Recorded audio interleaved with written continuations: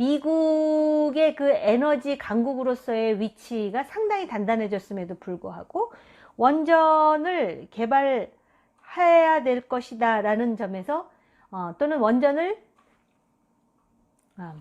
요거 다시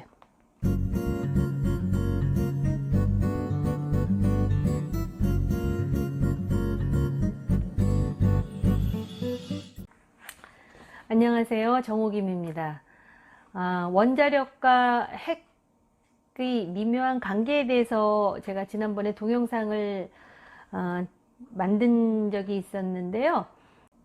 G라는 아이디를 가지신 분이 서울대학교 교수님 말씀이 한국이 맘만 먹으면 한두 달 내에 핵무기 만들 수 있다 그랬는데 제 생각하고 좀 틀리다고 판단을 하신 것 같아요. 댓글을 주시기도 했고, 또 사실 제가 이 원자력에 대해서 이렇게 관심을 가진 것은 북핵하고의 어떤 직접 연관성보다는 그 한미 원자력 협력 협정, 그러니까 이거는 우리나라의 원자력 발전소에 있어서 핵연료를 처리하는 문제와 관련해 가지고 그 미국과의 외교적 협정과 관련해 가지고 제가 그 협정에 도움이 될 외교적 대안이 무엇이 있는가를 연구하면서 원자력 박사님들과 인연을 가지게 됐어요. 그래서 대전에 있는 한국원자력연구원에 자주 갔었는데, 지금도 잊혀지지 않는 게 그 원자력연구원의 입구였었나? 커다랗게 원자력은 국력이다 라고 써 있었던 표석이 지금도 기억이 나요. 원자력은 국력이다. 그분들은 그런 마음으로 지금까지 원자력 연구에 매진했는데, 아마 지금 탈원전 상황에서 얼마나 허탈할까 하는 생각을 하면 마음이 안 좋습니다.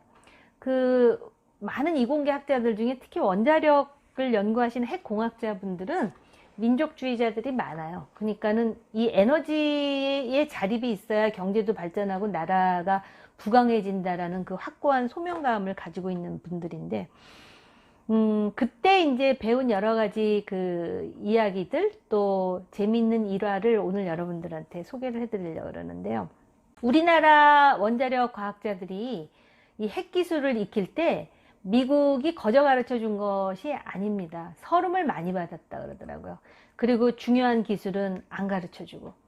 그래서 이제 아마 이렇게 몰래 노트에다가 이렇게 노트 테이킹이라 그러죠. 기록도 하고. 그러다 보면은 이제 다른 과학자들도 또 기록을 해가지고 서로 맞춰보면서 수수께끼, 퍼즐을 맞추듯이 그렇게 기술을 익히기도 했고요. 또 중간에 일본 과학자들의 왕따도 많이 당했고, 그런 이야기들이 굉장히 인상적이었었어요. 사실 우리가 연구용 원자로는 일본보다 훨씬 먼저 이승만 정부 때 도입을 했었거든요. 상용 원자로는 74년에 박정희 정부 때 들어왔습니다.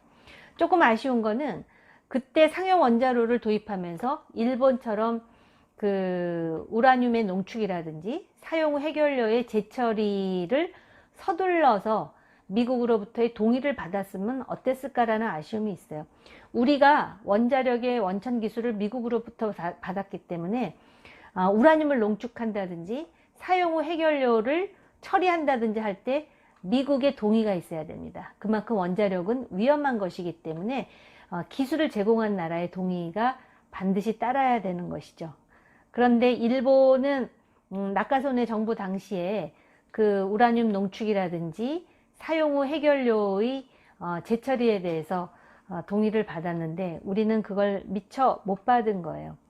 그 플루토늄, 사용 후 핵연료를 재처리하면 나온다는 플루토늄이라는 물질, 인공적인 물질인데 자연에서 나오는 물질이 아니고,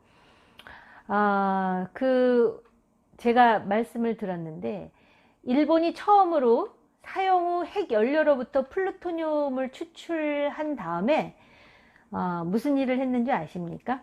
이거는 제가 그 원자력 연구원 장인순 원장님께 들은 이야기입니다. 플루토늄을 제상에 올려놓고 일본인 과학자들이 머리에 붉은띠를 메고 고사를 지내더래요. 눈물을 펑펑 흘리면서. 그런데 그걸 보는 한국 과학자들은 등골이 오싹했답니다. 전 세계에서 유일하게 핵무기 공격을 받은 나라의 민족이 원자탄을 만들 수 있는 플루토늄을 생산해 가지고 고사를 지내면서 눈물을 흘린다. 이게 무슨 의미라고 여러분들은 생각하십니까? 뿐만이 아니고요.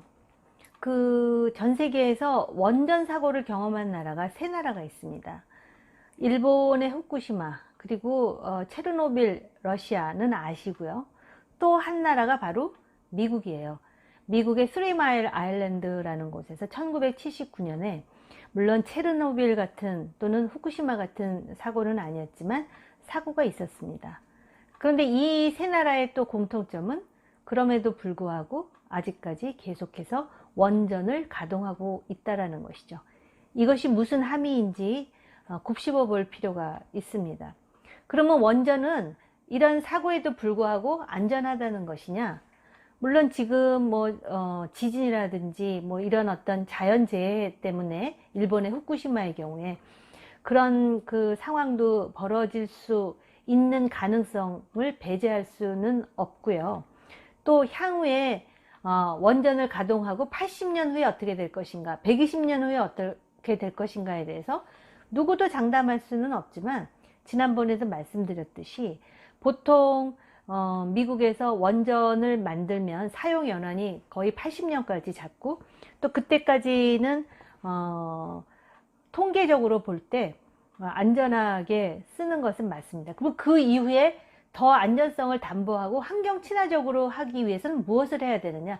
그래서 원전을 계속 가동하면서 다양한 대안을 연구해야 되는 것입니다. 그래서 지금 4세대 원자로도 연구하고 사용 후 해결료를 원자탄을 만들 위험성이 없는 재처리가 아닌 재활용으로 하는 방법에 대해서도 연구하고 또 연구를 하면 이걸 상용화하기 위한 또 여러 가지 과정이 필요하거든요. 그런 과정을 거치기 위해서도 원전은 일관성 있게 계속해서 존치시켜야 되는 것이라는 말씀을 드리는 것이죠. 미국의 환경단체가 그 석탄이라든지 다양한 그 에너지에 비해서 원자력이 훨씬 깨끗하다라고 인정을 하기도 했었습니다. 지금 우리나라는 이 탈원전 때문에 핵공학자들 그리고 지금 막 학위를 받은 젊은 브레인들이 외국으로 지금 나가고 있습니다. 일자리가 없으니까. 지난번에도 말씀드렸듯이 두산이 지금 거의 경영을 지금 포기하는 과정으로 들어가는 상황이다. 그러면은 거기서 나오는 그 고용 창출이라든지 또는 기술 개발이라든지 이런 걸 다 포기한다라는 의미인데 이것의 비용에 대해서는 생각해 봤는지 정책 결정하는 사람들이 그런 생각이 듭니다. 미국은 공화당은 원전을 상당히 찬성하는 입장이고 민주당은 환경 문제 이런 거 얘기하면서 그동안 반대해 왔었는데 오바마 정부는 원전을 재개해야 될 필요성에 대해서 인정하고 재개 결정을 합니다. 사실 미국은 에너지 걱정이 없는 나라임에도 불구하고 지금 미래지향적으로 이렇게 나오는 거거든요.